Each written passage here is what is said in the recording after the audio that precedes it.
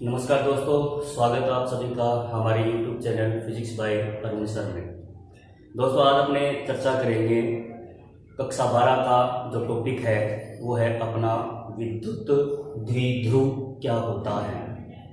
विद्युत द्विध्रुव की जो परिभाषा होगी वो अपने किस प्रकार से डिफाइन करेंगे, इसमें अपने आगे देखेंगे। विद्युत द्विध्रुव आघूर्ण के बारे में चर्चा करेंगे। फिर अपने अक्ष पर विद्युत क्षेत्र की तीव्रता निकालेंगे। कोई द्विध्रुव का जो अक्ष होता है उस पर विद्युत क्षेत्र की तीव्रता क्या निकल कर आती है, निरक्ष पर विद्युत क्षेत्र की तीव्रता क्या होगी। ठीक है, इनके बारे में अपने आज की जो है वो चर्चा रहेगी। तो अपने सबसे पहले देखते हैं विद्युत द्विध्रुव। अभी तक चैनल को सब्सक्राइब नहीं किया तो सबसे पहले सब्सक्राइब कीजिए और बेल आइकन पर क्लिक कीजिए ताकि फिजिक्स के नए नए वीडियो आप तक पहुंच सके। चलिए देखते हैं अपने विद्युत द्विध्रुव क्या होता है। विद्युत द्विध्रुव का मतलब ये होगा कि जब दो परिमाण में समान तथा विपरीत प्रकृति के आवेश अल्प दूरी पर स्थित हो तो इस प्रकार बने युग्म को क्या कहते हैं, अपने विद्युत द्विध्रुव बोलेंगे। तो इसकी डेफिनेशन क्या होगी कि जब दो परिमाण में समान, जब दो परिमाण में समान तथा विपरीत प्रकृति के आवेश, विपरीत प्रकृति के आवेश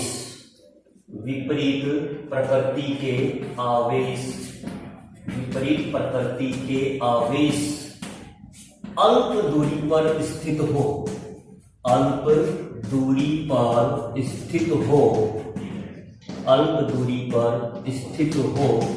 तो इस प्रकार बने युग्म को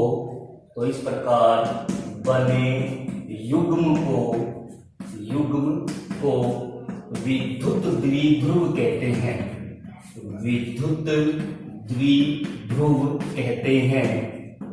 इलेक्ट्रिक डाइपोल कहते हैं। ठीक है, तो जब दो परिमाण में समान तथा विपरीत प्रकृति के जो आवेश होते हैं वो अगर अल्प दूरी पर स्थित हो, इस प्रकार बने युग्म को विद्युत द्विध्रुव कहते हैं। लाइक इस प्रकार से अपने द्विध्रुव होता है,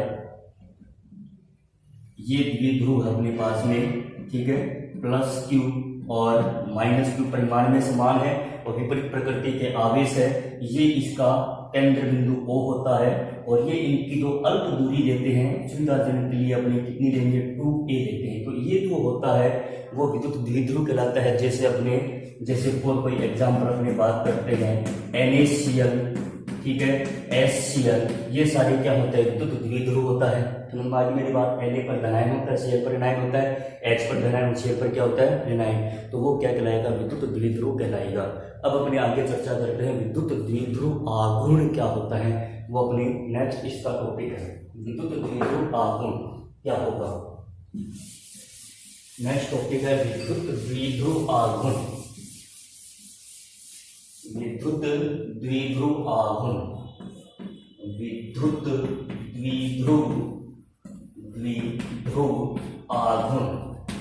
जिसको अपने P से डिनोट करते हैं। ठीक है, वेक्टर राशि क्वांटिटी होती है, सदिश राशि होती है अपने पास में ये। तो विद्युत द्विध्रुव आघूर्ण क्या होता है। विद्युत द्विध्रुव आघूर्ण का मतलब ये होगा कि विद्युत द्विध्रुव के किसी एक आवेश का परिमाण तथा दोनों आवेशों के मध्य की दूरी के गुणनफल को विद्युत द्विध्रुव आघूर्ण कहते हैं। यह परिभाषा इंपॉर्टेंट है। एक नंबर में विद्युत द्विध्रुव आघूर्ण की परिभाषा पूछ लेते हैं या उसका मात्रक पूछ लेते हैं या इसके अपने विमीय राशि अपने पूछ लेते हैं। तो अपने देखते इसकी डेफिनेशन क्या होगी कि विद्युत द्विध्रुव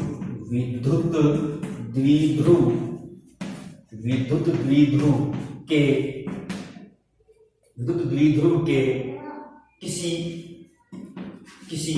एक आवेश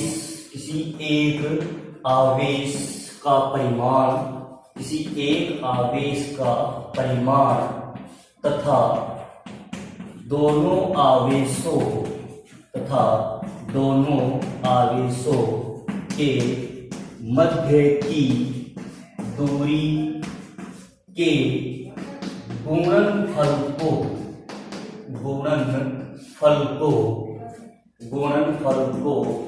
विद्युत द्विध्रुव आघूर्ण द्विध्रुव आघूर्ण कहते हैं, विद्युत द्विध्रुव आघूर्ण कहते हैं। ठीक है, यह एक सदिश राशि होती है, यह एक सदिश राशि होती है, सदिश राशि होती है, यह एक सदिश राशि होती है, सदिश राशि होती है।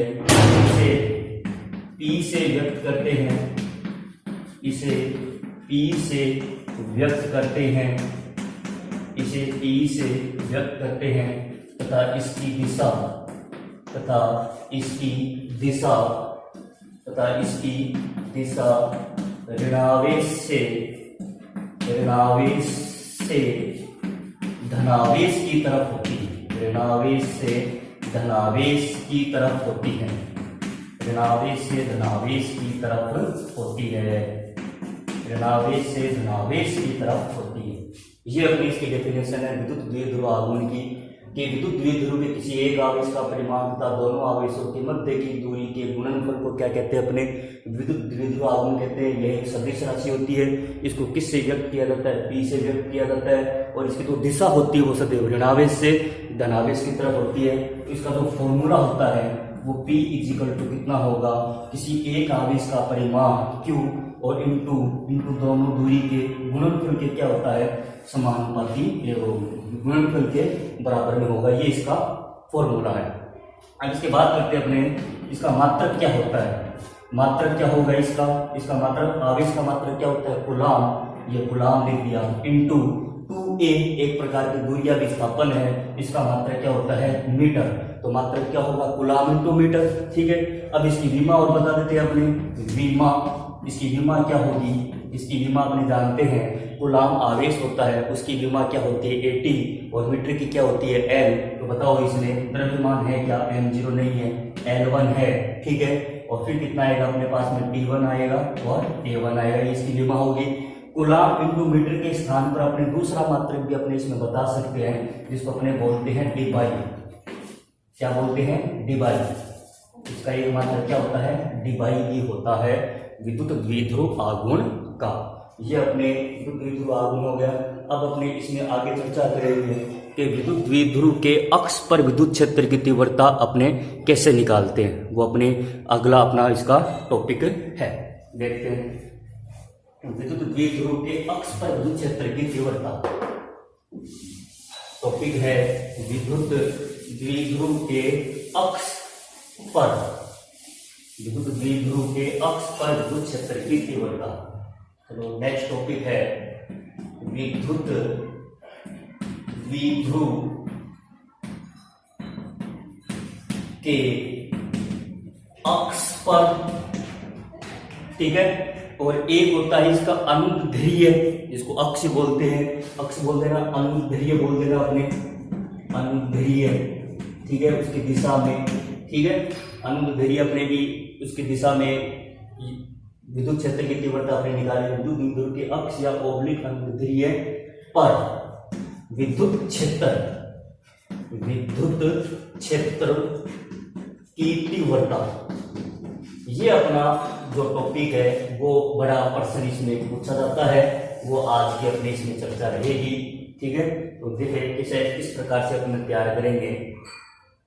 ये अपना क्या है, कोई विद्युत द्विध्रुव मान लेते हैं अपने। ठीक है, ये अपना प्लस Q और ये कितना है, माइनस Q। ये द्विध्रुव मान लिया मैंने AB, इसका केंद्र सेंटर पॉइंट कितना मान लिया मैंने, A मान लिया, और दोनों ही अल्प दूरी, कितनी दूरी पर स्थित है, 2a दूरी पर है, तो इसकी ये डिस्टेंस कितनी देगी, A। ठीक है, और ये डिस्टेंस कितनी देगी इसकी, A हो जाएगी। तुम्हारी मेरी बात। अब इसकी विद्युत द्विध्रुव के जो मिलाने वाली रेखा है वही अक्षीय रेखा कहलाती है। एक बात ये ध्यान में रखना, विद्युत द्विध्रुव को मिलाने वाली जो रेखा होती है वो अक्षीय रेखा कहलाती है। तो इसके अक्ष पर निकालना पड़ेगा। ठीक है, तो अक्ष पर निकालना है, तो मैं क्या करूंगा, अक्ष पर निकालने के लिए इसके केंद्र O से R दूरी पर क्या मानेंगे, एक बिंदु P मानेंगे, जहां पर क्या निकालना है, विद्युत क्षेत्र की तीव्रता निकालनी है। ठीक है, इससे R दूरी पर। तो बताओ मेरे को, ये R दूरी पर है, तो BP की डिस्टेंस कितनी आएगी अपने पास में, बी से पी तक की डिस्टेंस कितनी आ जाएगी, सभी को पता है ये टोटल आर है, इतनी ए है, तो ये निकालेंगे तो कितनी आ जाएगी बताओ, आर माइनस का ए आ जाएगी। समझ में आई मेरी बात। फिर अपने क्या करेंगे, पी से लेकर ए तक की डिस्टेंस वो और बता दो, वो कितनी आएगी अपने पास में, ये आ जाएगी आर प्लस का ए। क्यों, क्योंकि यहाँ तक ए है और यहाँ से आर है, तो टोटल कितनी हो जाएगी, आर प्लस ए हो जाएगी। समझ में आई मेरी बात। में डायग्राम समझ में आ गया, ये कर लेंगे, ये जो आर माइनस ए हो जाएगी, तो ये कितनी हो जाएगी, आर प्लस ए हो जाएगी। अब देखो इसमें लिखना अपने को क्या क्या है वो अपने को ध्यान में देना है। तो सबसे पहले क्या लिखेंगे, सबसे पहले अपने ये बताएंगे कि माना एक विद्युत द्विध्रुव एपी है, ठीक है, जिसके केंद्र O से R दूरी पर एक बिंदु P है जिस पर विद्युत क्षेत्र की तीव्रता ज्ञात करनी है, ठीक है। तब अपने क्या बताएंगे कि प्लस Q आवेश के कारण विद्युत क्षेत्र की तीव्रता, ठीक है। अब देखो ये भी ध्यान रखना कि सबसे पहले माइनस Q आवेश है, तो माइनस Q आवेश के कारण विद्युत क्षेत्र की तीव्रता क्या होती है, आवेश की तरफ होती है, और प्लस Q आवेश के कारण क्या होती है बताओ, बाहर की तरफ होती है। तो प्लस Q आवेश के कारण उसको तो मैं मान लेता हूँ E1 मान लेता हूँ, और माइनस Q आवेश के कारण उसको क्या मान लेता हूँ मैं, E2 मान लेता हूँ। मान मेरी बात। चलो अपने करते हैं अब इसको, ठीक है। चलिए सबसे पहले अपने ये बताएंगे कि इसमें प्लस Q आवेश के कारण, प्लस Q आवेश के कारण, आवेश के कारण विद्युत क्षेत्र की तीव्रता, विद्युत क्षेत्र की तीव्रता, विद्युत क्षेत्र की तीव्रता कितनी आएगी भाई, फॉर्मूला आपको पता है कितना आएगा, E1 का परिमाण में लिख देते हैं अपने, ठीक है। कितना आएगा अपने पास में, फॉर्मूला क्या होगा, KQ अपॉन में दूरी कितनी है अपने पास में, दूरी कितनी आएगी अपने पास में, ये दूरी आएगी इसकी AP, PA, तो मालूम मेरी बात, AP की स्क्वायर, मालूम मेरी बात। और दिशा कौन से बताएंगे, AP की अनुदिश, वेक्टर AP के अनुदिश, ये इसकी दिशा होगी, विद्युत क्षेत्र की अनुदिश। तो AP का मान कितना अपने पास में, ये KQ अपॉन AP का मान कितना है, R प्लस A की होल स्क्वायर, ये E1 का मान आ जाएगा परिमाण में, समीकरण नंबर 1। समझ मेरी बात। ये फिर अपने क्या लिखेंगे, माइनस Q आवेश के कारण, माइनस Q आवेश के कारण विद्युत क्षेत्र की तीव्रता, विद्युत क्षेत्र की तीव्रता वो कितनी आएगी अपने पास में, माइनस Q आवेश के कारण वो आ जाएगी E2 का परिमाण इक्वल टू, परिमाण में माइनस Q आवेश से प्लस ही रहेगा, KQ अपन में दूरी कितनी आएगी अपने पास में, BP की स्क्वायर, ठीक है। दिशा क्या लिखेंगे इसमें, PP की अनुदिश क्या आएगी, PP के अनुदिश। समझ में आई मेरी बात। ये PP की अनुदिश आ जाएगा, ठीक है। तो चलो आगे चलते हैं अपने समीकरण नंबर 2 दे दो इसको, BP का मान लिख दो अपने, इसका मान लिखेंगे BP का, तो कितना आएगा अपने पास में, चलो बताओ BP का कितना, PP का तो कितना देगा, ये E2 का परिमाण अपने पास में आ जाएगा KQ अपॉन में R माइनस A की होल स्क्वायर। समीकरण नंबर कितनी आ जाएगी, ये 2। बिंदु P पर परिणामी विद्युत क्षेत्र की तीव्रता, बिंदु P पर परिणामी विद्युत क्षेत्र की तीव्रता, परिणामी विद्युत क्षेत्र की तीव्रता, परिणामी विद्युत क्षेत्र की तीव्रता वो कितनी आएगी अपने पास में, तो यह आएगा E का जो परिमाण है वो कितना आएगा। चलो बताओ डिस्टेंस किसकी ज्यादा है, R प्लस A, बटे में राशि का मान क्या है ज्यादा, ठीक है, और दूरी कौन सी कम है, R माइनस A। तो बताओ विद्युत क्षेत्र का मान किसका ज्यादा होगा, E1 का ज्यादा होगा या E2 का ज्यादा होगा अपने पास में, किसका ज्यादा होगा, E2 का ज्यादा होगा, ठीक है। ये डिस्टेंस क्या अपने पास में कम है, ठीक है।